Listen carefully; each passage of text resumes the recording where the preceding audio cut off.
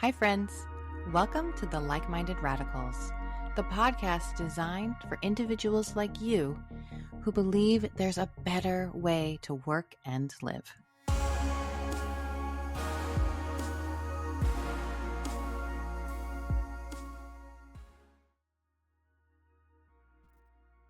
Hi, friends. Welcome to the Like-Minded Radicals, where we meet visionary leaders shaping conscious leadership and helping to redefine the workplace. Today, I am honored to have Indira Kennedy, an award-winning pioneer who is guiding leaders on transformative journeys. She's a recipient of the Women Economic Forum's Women of the Decade Award for her conscious leadership. She's inspiring and innovating a new narrative in the world of work. Indira integrates spirituality, neuroscience, and psychology to energize teams and foster innovation. Indira invites us to really go beyond embracing sustainable excellence through multiple intelligence, which I cannot wait to get into. We're going to talk PQ, EQ, IQ, and SQ. Indira is a certified exec coach. She's a development consultant and a champion for self-mastery and leadership. We're going to be introduced to the 8 elements of unlocking innate knowledge and driving altruistic action. Her rich background includes entrepreneurship and voluntary work, and she's the co-founder of a women's network. Please join us for a transformative conversation from Indira Kennedy. Hi, Indira. Good morning. Or good Hi, how evening, are I you, guess. You're calling in Indira? from London. Australian living in London. Yes, yeah, we're all multicultural now, move around the world. So yes, We it's are. evening here. Wonderful. So I like to start people with just allowing people to do a self-introduction. Mhm. Who are you today and what is this that you're working on, are you passionate about, and do you want to introduce our audience to? Wow, well, you did such a comprehensive introduction. I'll have to get a copy of that. That's probably the best I've heard, Kendra. And it's lovely Oh, because it thanks. does cover a lot of things. And I know over time I have been involved in a lot of different aspects, but that's really because of the passion I have for our own self-leadership, self-mastery, and really getting to know who we really are at our core. And that's where the spiritual intelligence comes into the work that I do too, because it's for me who I am and what I do for my own development. Therefore, I can't leave it out. And there's been so many benefits from that it built into an amazing toolkit that I could then apply in the workplace as well. So currently, I'm building more of the SQ into my work in a more open way because I really feel that since we've had the COVID pandemic, we all talk about pre-COVID, Yeah. post-COVID these days.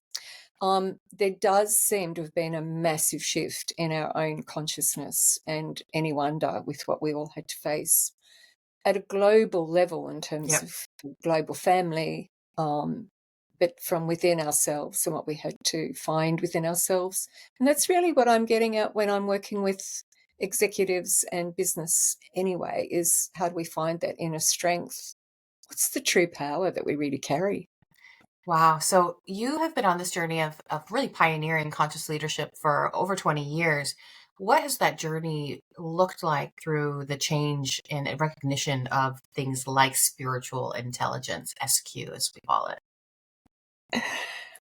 Well, I think in 2003, when I really started to work my business towards executive coaching and particularly leadership development and team development, um, it was more emotional intelligence that was at the fore then. In Australia, Yeah. there was a lot of, and I have to say in Melbourne, there's a very strong spiritual underground anyway. Mm, In hmm a way that I think people on the surface are sort of aware of, and we're not afraid. And I'm saying this as a gross generalization about Australians, but I think we're pretty open, and we mostly looked to America, particularly the West Coast, and around the hippie era. And Yeah. I think that, that 60s, 70s, 80s, the whole radical approach to life and not accepting status quo and the history we have as Australians really sort of sat well with the whole concept of we are something other than a workhorse, and Yeah. Wow. so at that time, I think I know around the 90s for me, it felt more like the 1990s. I'm old enough to say that. Um, that was a huge change for me in my own consciousness and what I was becoming aware of, the intuition that I had, particularly the awareness of my own spiritual gifts in terms of being Mm, clairaudient, clairvoyant, that we all have. It's just a matter of whether we've developed them or not. Clairsentient as well, meaning you can right. feel the presence of other worlds. And I think, that's when also we still had that feeling of there is something more to us, and that's come out of the Jungian psychology and all of the archetypal Hmm. um, approach to psychology and who we are, the idea that we are made up of these different powers and energies within us. And Carl Jung took that directly from the East anyway, when he spent time in India. Yeah. That's when he got hold of the whole concept of gods and goddesses and turned those into archetypes. And then we've had the Beatles, with their journeys. So there's been a lot that we've inherited that opened up our thinking. And I noticed that probably around the time that I started to, and I really am a pioneer in conscious leadership. I didn't know at the time. I went looking for someone else who Yeah. was really talking about it. Very, very few in the world that I could see. I know the internet Yeah. wasn't what it is now, but there was a definite shift in, okay, we can be more. There was the whole personal development of being highly inspiring speakers, motivational speaking. So there was that Hmm. element of we can be great. There is something Hmm. more to us that is really great. Tony Robbins and people like that, who were really Yeah. sort of getting into Awaken the Giant Within. So for me, that feels like almost the crossing over point into the spiritual intelligence side of things and realizing that we're more than maybe we appear to be on the surface. Yeah.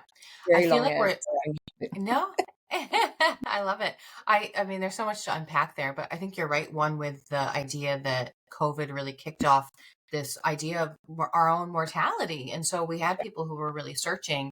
And I think in the corporate world, we talk about things like we want to capture the mind and hearts of our employees. Yeah, But I think we've moved beyond that. Like our people are looking for us to actually inspire mind, body, and soul, right? We yeah. are complex beings. And that SQ is a really interesting, and to me, that's really where the future of work lies. I think there's a lot to be done in EQ as well. But like you said, a lot of that starts with self mastery, understanding how you're perceiving and receiving information, etc. How do you walk into a maybe a corporate setting and really get to the nitty gritty, as you will?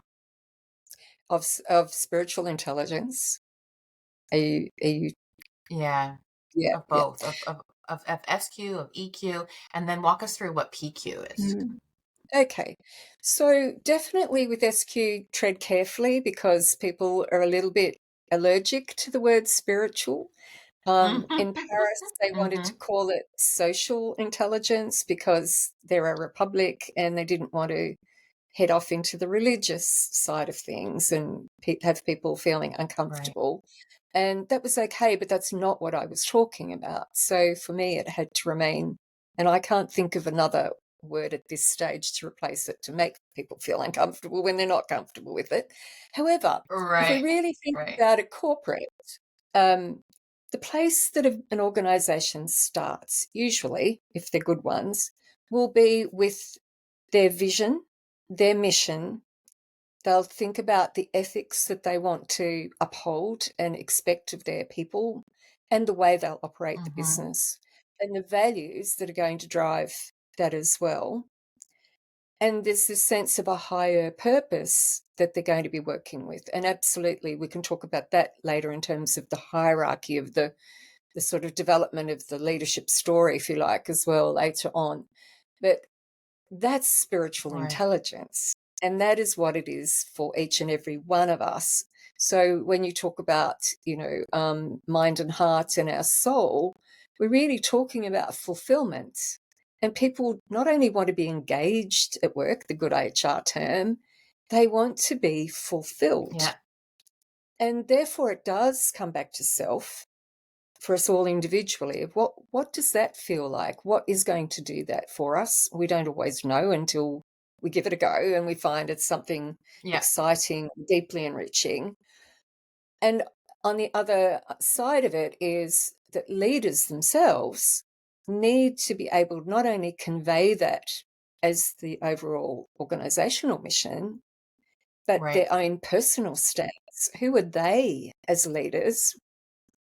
And I mean, I've worked with executives with, in finance in Australia for many, many years, and they all felt they had to be that highly motivational, inspiring leader. And we did a workshop around that at one stage.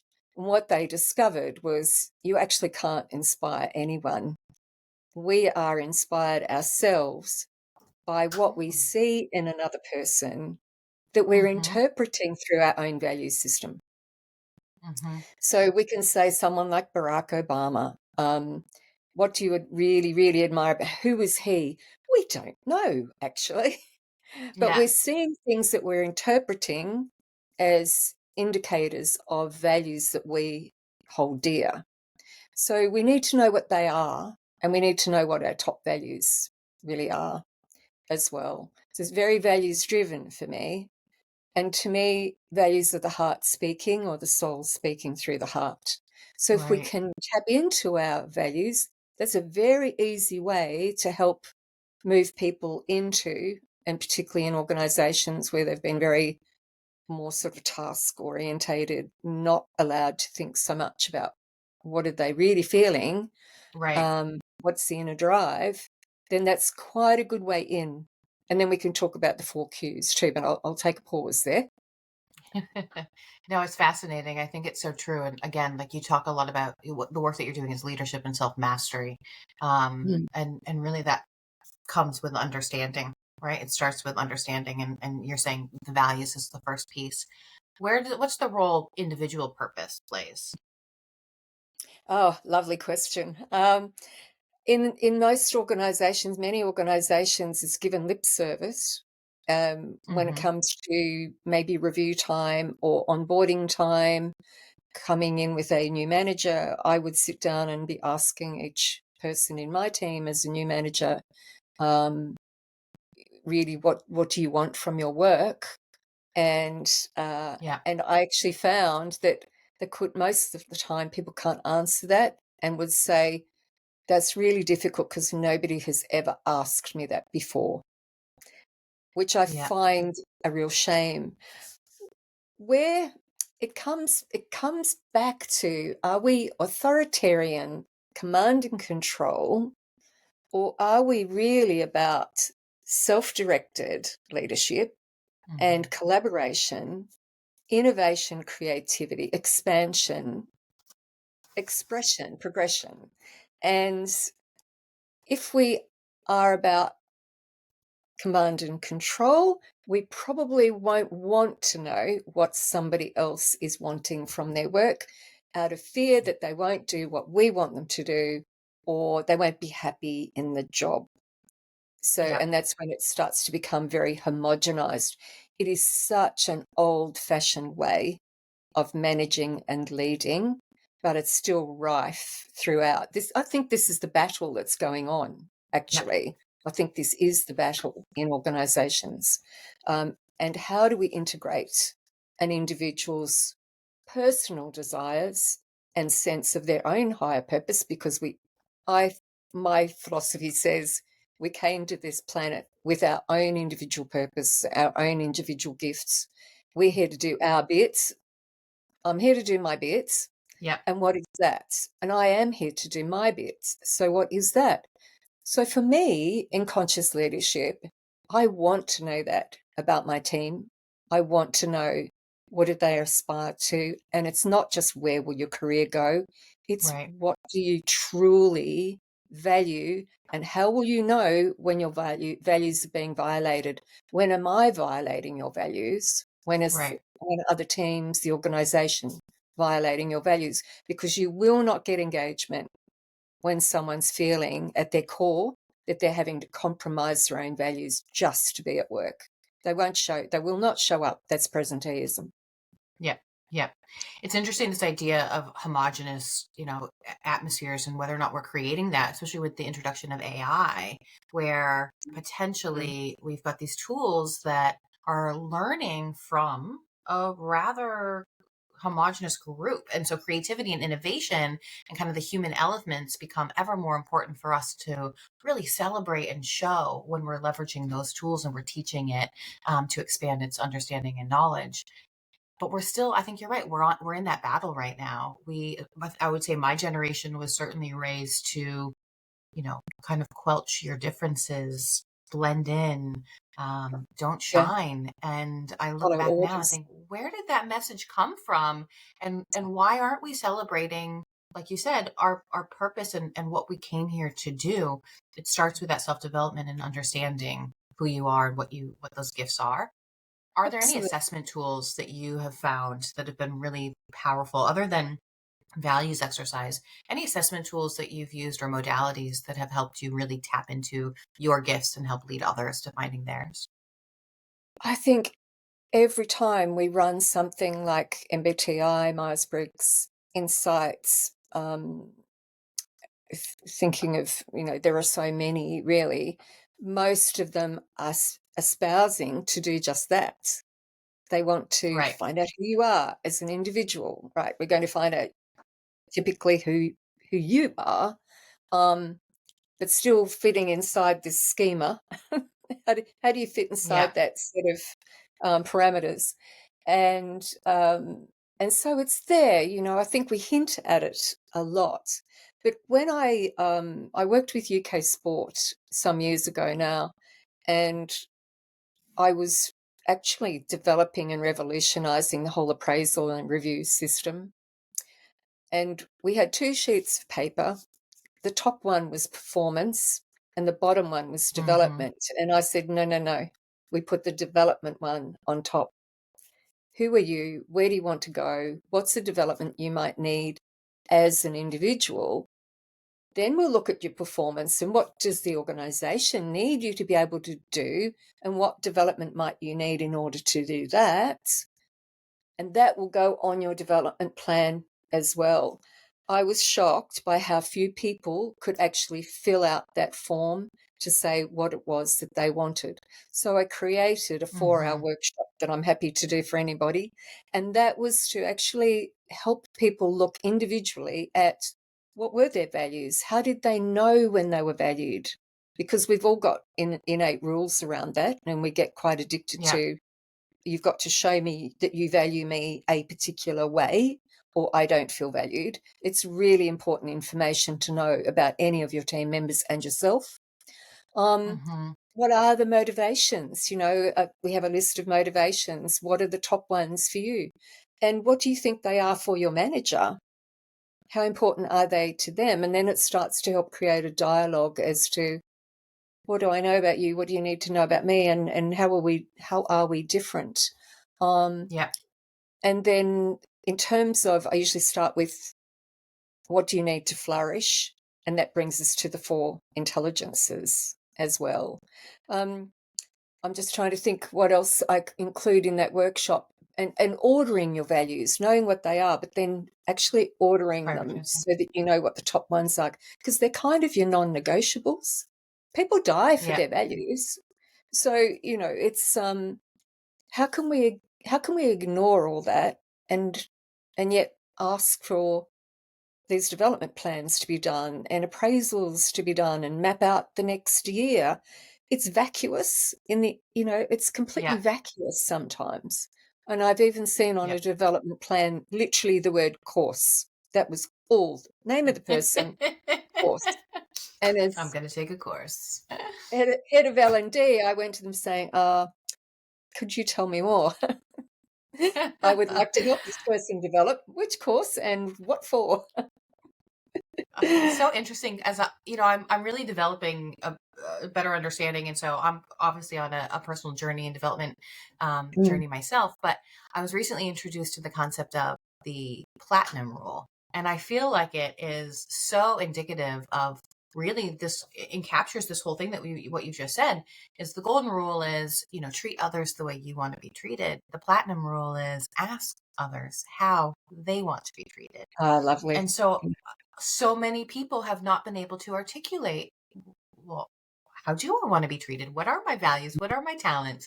And so if we can kind of shift the corporate world to thinking of working more with the platinum rule, it also creates this thing that we keep hearing is lacking, which is connection. Because if Yeah. I'm coming to you and telling you what I need to thrive, it's also helping us to connect together because we're creating that conversation. So really loving that idea and how we can change the world with such a simple shift.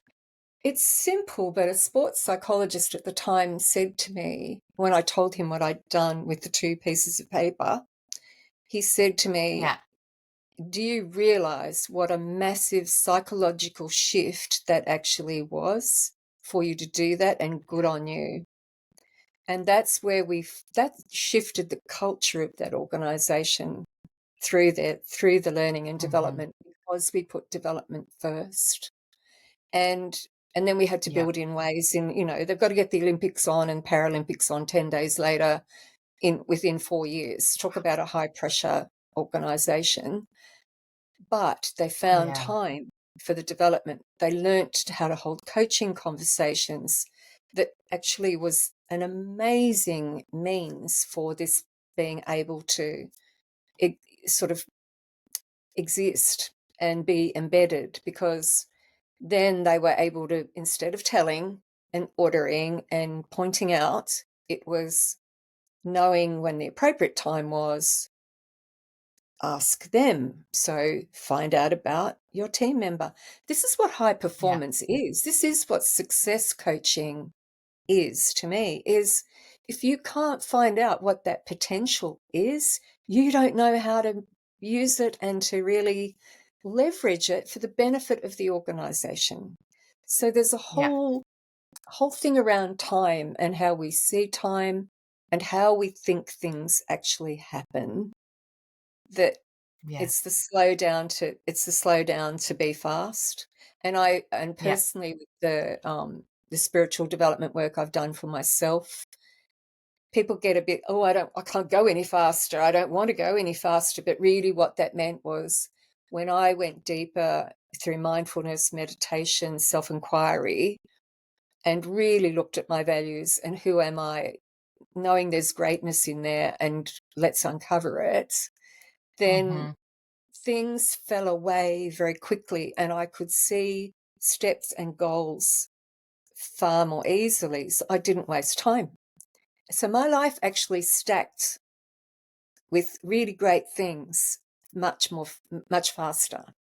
So right. it enriches because we're not hanging about and trying to deal with all that detail that actually doesn't need to be dealt with, really. Have you found over the 20 years, have you found any shifts in the audiences or the groups of people who are doing that personal development? Like perhaps my hypothesis would be that 20 years ago, maybe you found a handful of people at the more senior levels who were exposed to personal development. But today it feels like it's, a booming industry.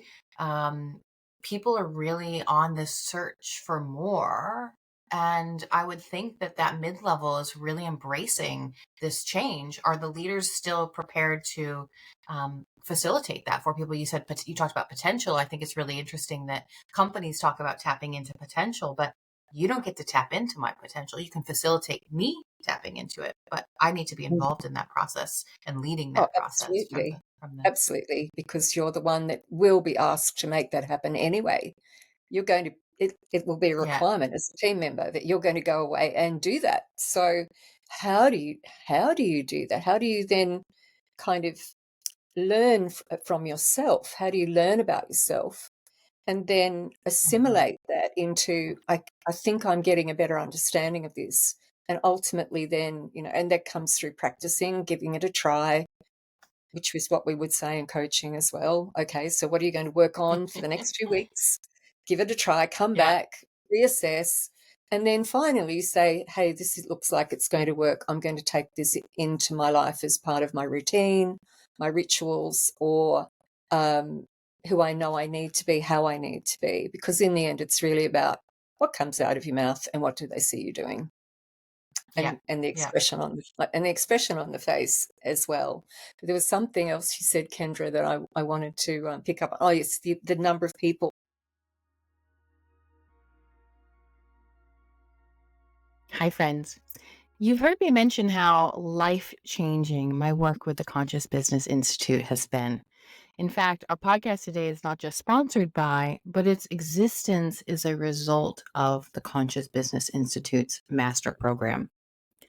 If you yourself are sensing there is a deeper potential within you, as I was, if you're ready and determined to shape an inspiring and thriving purpose centric life, you're in luck as applications for the next CBI Master Program are now open. Want to be the best leader your team has ever had? Sign up now. What awaits you? Purpose driven leadership, clarity on your impact, refined relationship skills, and indispensable communication strategies. Plus, you'll gain exclusive access to the Conscious Business Toolkit, which is a catalyst for lasting transformative change. If you're ready to become the leader you were always meant to be, simply go to master.consciousbusinessinstitute.com and apply today and get ready for the most life-changing experience of your adult life. And now back to our podcast and that second point Indira was mentioning. Development is not linear. I think, as a society, we all evolve, and there's definitely a mainstream tipping point, and I think that's what we've kind of hit, and that's come through all sorts of avenues, including the new age kind of realm that I always find fascinating. But I do feel that underlying it, the spiritual laws are real. They're right. There's truths there. So I've tested that out through more of an Eastern philosophy, a spiritual healing modality as well, to see how does this really fit and work with me. Right. And I know what fits and works for me now, and I'm still in awe of what will come into my consciousness, But what I mean to say is that there are those who have come into this life just getting started on their own, perhaps more on the path towards enlightenment, if you like, but knowing that, the freedom of their greatness and the true freedom, which is really what it means in a way. And there's so much to talk about there that I won't go there. But then there'll be those, they're a fair way down the track, and there'll be glimmers of, I'm nearly there, but I know that I still need to work on this, and I'm really frustrated. And that was certainly me 30 years ago. And then there are those who've kind of come in going, I get this. I'm already there. And so I think we will always have that. And it's, as a leader, adjusting to, it's like we don't all have the same emotional intelligence. We don't have the same physical capabilities. We definitely don't have the same minds and mental capacity. Spiritual development is the same. And so I tend to see it more as a spiral, if you like, than or a tetrahedron is probably even more accurate in my view of it, rather than it being, so we've kind of all got this trajectory that we're following and you're there, and it doesn't work like that. Right. So that's where I we've got love to how be brave as leaders, and not know, be able to not know and just explore and be curious about people. Yep. I mean, and we hear that we are seeing that shift, right, in the corporate world with the growth mindset and Yep. fear to, don't fear to fail. And but Hmm. I love what you said. You said the freedom of your greatness. What? It just kind of inspired me in that moment. How wonderful to feel the freedom of your greatness, to have permission to celebrate yourself. I feel like so often self development gets conflated with ego and self absorbance, and but no, it's about this freedom of being who you are. And you were talking about leaders earlier, right? And you No, can't actively inspire people. You do that through being who you are. exactly. And They that's the will. They will. message I hope people hear. They'll pick up. They'll pick up the things that they admire, like resonate with, and they'll leave the Yeah. rest, or they'll hate it. I mean, there's great Yes. people who attract great love and great hate rejection. That's all about the other person. That's all about the other person Mm, and where they're at in their own development, their own vibration. If you want to get into energetic frequencies and things, it's really about, um, mm, and let's talk about the neuroscience of this as well, because I'm so thrilled 30 years down the track that neuroscience has yeah. caught up with 4,000, 5,000 years of knowing about this. And Right. scientists not like me, and I've got a daughter who's a scientist, but the thing is that we do know that we we sense energy. We can actually hormones actually ooze out of us and Right. enter the person standing next to us. um, with neural pathways, pathways in the brain where we're sort of saying, fastest way to create this habit, keep me safe, get where I need to be, is develop a track. And the more we Mm, do that same track, the stronger it will get. And then it'll be zoom. It becomes a freeway. So right. if you don't want that freeway because it's getting you where you don't want to go, you have to create a different freeway. And that's where the whole positivity, setting your goals, Right. signaling to your unconscious, who's listening to you all the time, it never switches off. This is what I want. There's an aspect of the brain, it exists, it's literally in the brain, called the RAS, the reticular activating system. Hmm. Okay. It's in the center of the brain, I believe, towards the back. I'm not a neurosurgeon. I did study neuropsychology. Um, but the RAS is something that's sort of better known these days, that we actually have it, and it's a matching system. So when you say, I want something red, which I did one day. I need something red. I need to, well, I was talking about, I want to wear something red, but it's like, I've always had something Right. red. I want to turned the corner and all I could see was red, but it was a red bus, it was a woman wearing a red coat, it was a red car, it was the mailbox, the telephone box. And I just literally said out loud, oh, that's my Raz. And it was like, it's been this thing. They went, okay, you want red. Red what? And they were all different shades of red and tones of red. So which one are you talking about? And that's when it really brought home to me that we do need to make that list. We actually do need to Mhm. get very, very clear. What is it? What are the conditions? What's the Right. detail? And we've stopped visualizing, and we need to feel into it, and we need to Yeah. visualize into it, because that system will go, it's a radar, it will go scanning and it will find the opportunities, it will match up.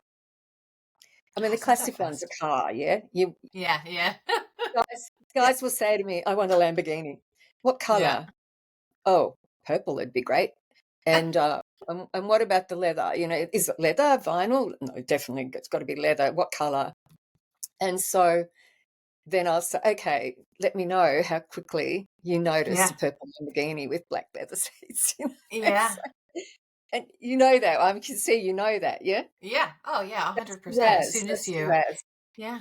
and if you think about that, then in the scope like you were talking about of personal understanding and personal aspiration, right? We can be anything we can conceive. Yeah, So, absolutely. and that's where the personal development movement really is. And so, yeah, again, I think what a shame that so often the messaging coming from popular media, etc., is like, you are not good enough, you are not smart enough, pretty enough, all of these things. We end up shying away and shrinking who we are instead of celebrating the freedom of our gifts, right? So Absolutely, the absolutely. neuroscience is fascinating to me, and Mm. it is such a great way to introduce that spiritual and the complexities of the spiritual world to Yeah. people who are definitely much more focused on Well, the the science thing and that who tend not to believe. well, the thing that's going missing with the neuroscience that I can see from those that I follow and am really intrigued by as well is that it can, and I did see it a bit working in elite sport, where they're wiring Mm, themselves for success, and they use creative yeah, visualization. They will lie down on the floor and they will run that race over and over and over. And we yep, know now that it is exactly the same to the body lying down, visualizing it is as it is to running that race. There's a whole heap of stuff goes on with the brain, creating new neurons and yeah, uh, the physiology of the body that can experience. It's not a new idea, and it's certainly not a woo woo idea. It's right, used right, in many yeah, sports, right? And in music as well with musicians. So we need what's going missing is the heart because it's very tempting if you don't want to go there, if you don't want to go into feeling and you don't really want to go into, oh, you mean I've got a heart? I'm a nice person and I know how to do my best, but oh, I don't know about looking at me. I have had people say, I don't want to look into my heart. I'm scared of what I'll see, which suggests that they mm-hmm. don't think they're particularly great people, or there's some guilt, whatever there. Then neuroscience is a really handy way to keep over on the logical, let's be realistic side of Yeah, things because we can then, oh, we just change the brain, I'll change me. And I've heard some great podcasters talk yes, that way. Oh, my brain is telling me.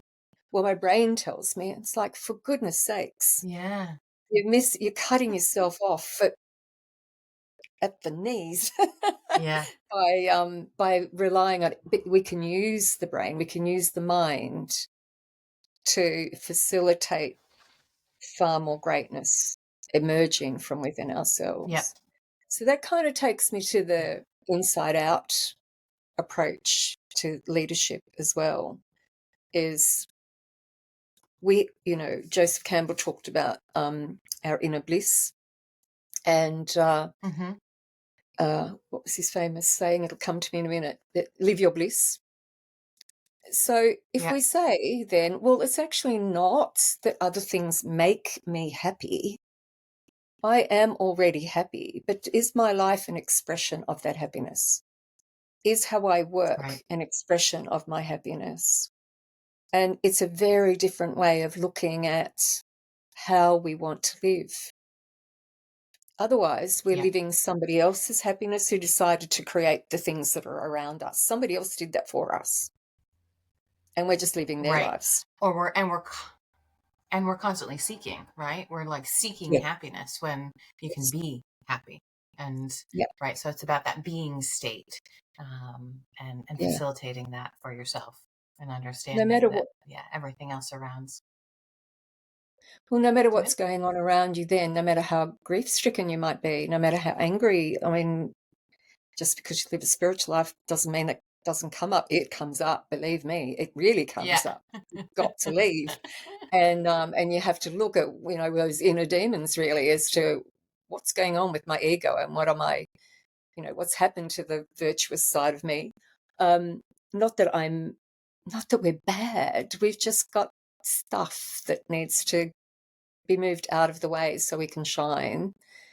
Um, Right. so it's that sense of, I, for me, it's about, I want to work on this. I want to clear it because it's keeping me from my joy, and it's keeping me Yeah. from my strength. It's keeping me from my power. What can I learn quickly about it? So that's when I will journal, really give myself the time, recognize how I'm feeling, but no, that's not me. That's not who I am in my greatness. That's still there. I've just gone off into something, and I need to get Right. that. The I signals. need to clear that. Alignment, right? That's what people are talking about with alignment. Perhaps you're out of alignment and you need to get back to center or Yeah, to those values. absolutely. So how do we do It's that not, as leaders? How do we do that in HR yeah. and ensure that a whole Yeah. And organization is fostering this? It's radical. well, and it is radical. It is radical again. And I think that's, as an HR professional, like that, these are the conversations I would like to know that leaders are having. I would like to facilitate for Mm, our employees. And I think,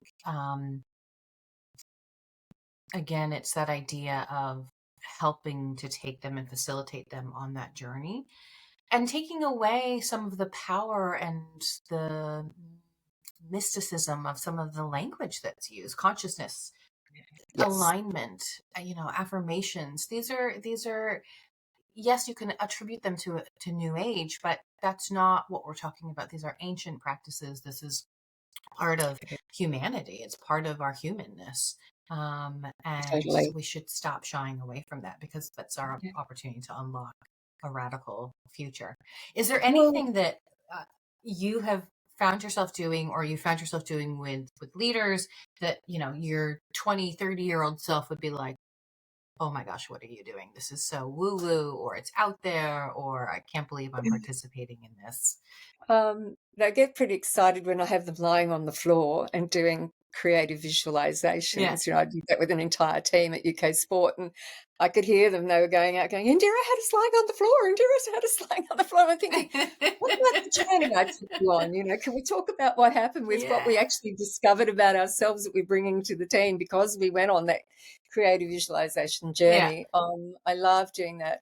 And when I was working with a bank in Australia, my client, she was at partner level, said that she really wanted me to show that people in the team, and we were working with many teams. I think it was like 600 people in the end. We were repeating these Wow. workshops. She said, I want them to know that they're more than just this, just this body. And I said, well, I can have them feeling their auras. And she said, Mm. great, Mm-hmm. because then I know, they'll feel the energy.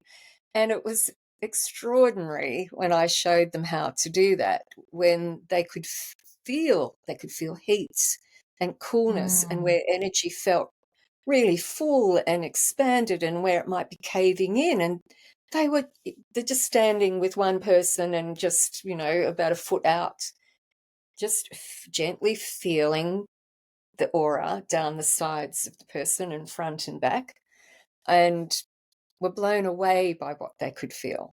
And this is where Amazing. we need to come back to, we have sensory information that would help us so much. And it also means that how we are energetically impacts on those around us and creates a culture. It Yep. literally Yep. creates the culture. And is that going to be a toxic culture? Is it going to be a highly engaged, clear, fresh, inspiring, zesty kind of culture, which I love? Um, is it Right. going to be a warm, nurturing culture? What is it? And that all comes from the collective. That comes from how we are together. But I can walk into an organization for the first time, and truly within a couple of minutes, I'm like, oh, I see what goes on here. And it's because of the Mm. feeling. Mm-hmm. We can walk into a room, or we can walk into somebody's home, we can walk into a theater, and we sense how it feels. That's what culture Yeah. is to me. It's fascinating. And we do, I think you're right. We all have that power. It's about honing it, understanding and learning that skill and recognizing how to listen to it. In the HR space, when we talk about location, right? I think that's one Mm-hmm. of the pieces. I have heard a couple of companies Okay. talk about that they at least are thinking about setting up spaces with an energetic purpose, right? A more Mhm. quiet and calming space to do kind of focused work, and one that's more social and energetic. But, also understanding that each individual has a different need in that energy space. Each individual's bringing a different energy into that space. That's the conversation I'm excited for leaders to start tapping into a little bit, and acknowledging Absolutely. that energy fields. We know environment affects us. It really impacts me. I am very, very fussy about my Hmm. environment, and I aim to change it as much as best I can at where I choose to live, where I choose to Hmm. work.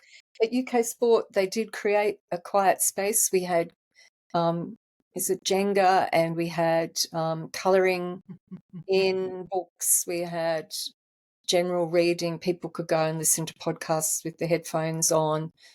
Lovely lime green couches, spaces, booths where we could just sit by ourselves.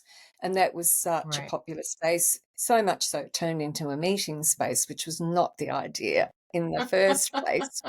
Yeah. But I do know ANZ Bank in Australia, oh my gosh, it must be 20, 25 years ago. A wonderful woman was brave enough to take over the basement of the bank, and it was the old stock exchange, had these incredible pillars, um, and ceramic floors and so forth. And Mm, she created spaces with very fine kind of gossamer curtains and things where people could just go sit quietly but feel a little bit enclosed for a while and just push out the yeah. the noise. It was a quiet space. She had tarot cards and all sorts of things that were like aimed at people being able to have a reflective space and Yeah. using whatever tools would work for them to be able to ask a question and get an answer from their higher self, from their inner self, um, Yeah. which to me is all tarot cards are about.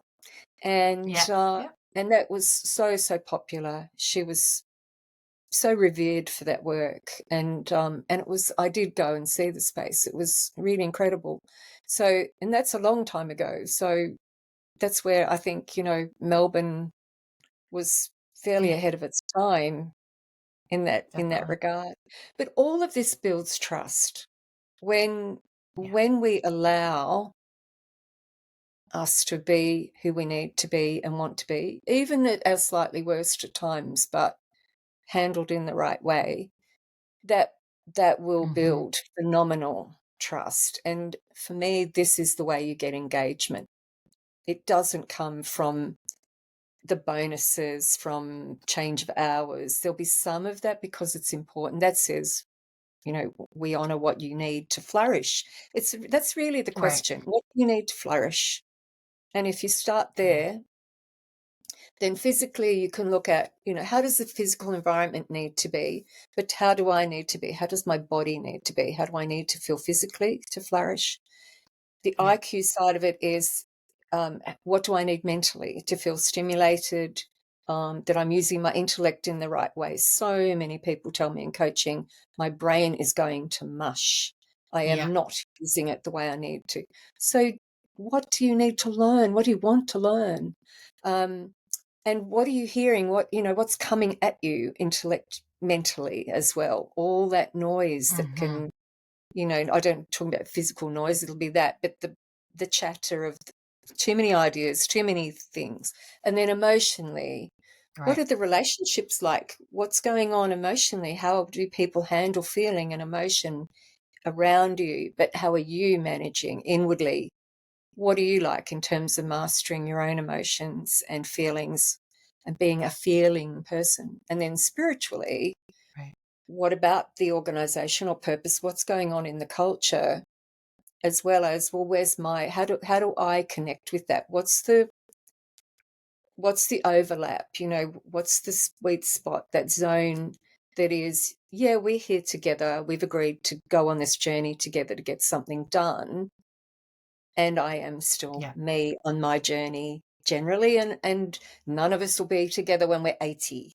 So we're only there for a time to achieve something, and then we move on. So it has to Yeah. still be selfishness with a capital S is where we have to start. We absolutely have to start with self. And we get very Yeah. confused about what we have to give and do we martyr ourselves. Um, self-sacrifice, it's so used to get us to feel guilty because we're not doing enough to serve somebody Yeah. else. Um, but ultimately, leadership cannot just be about even the higher purpose of an organization. It has to come down to what does that look like inside the organization, and therefore who are you as an individual? Yeah. And we have to give everybody that right.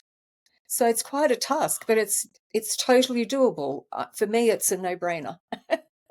Yeah. Agreed. Agreed. And I feel like this is a bit of a mic drop. Like that's a great way to end it.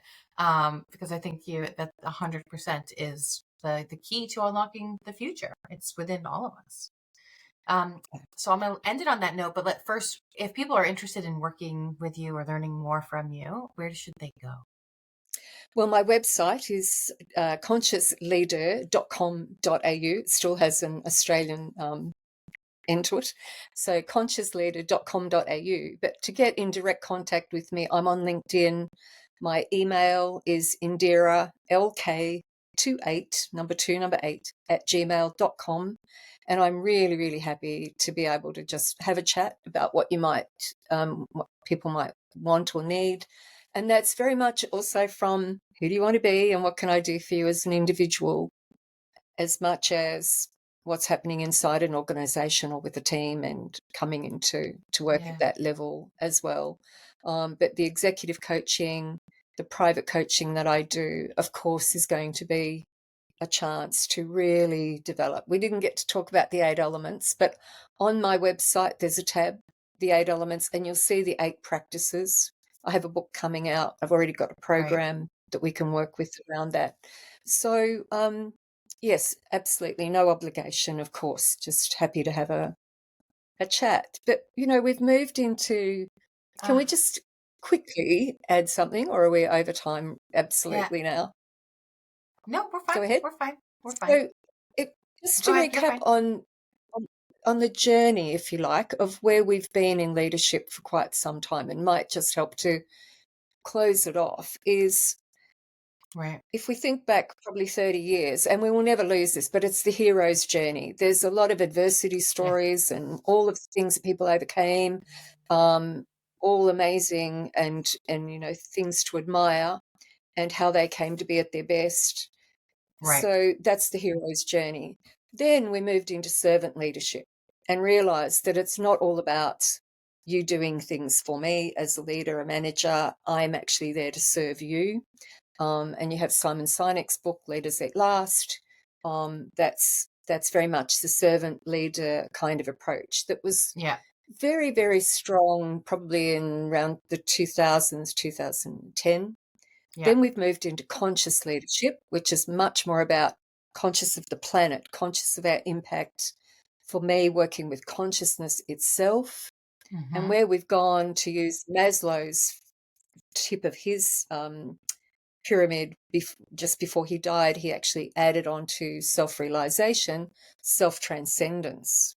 And that's really where we're going. So meditation, um, being able to take that much higher, wider view of what is really going on here, being far more insightful, visionary, having that foresight to be able to anticipate what's the impact likely to be of this 7 generations time.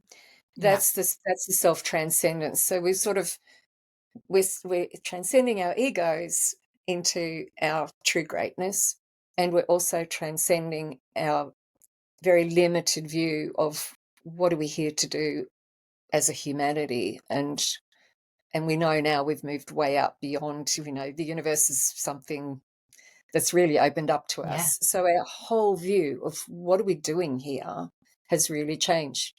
It's the same in an organization. So there will be those who are looking to think beyond themselves and really care Mhm. about the change they're making at global level and universal level.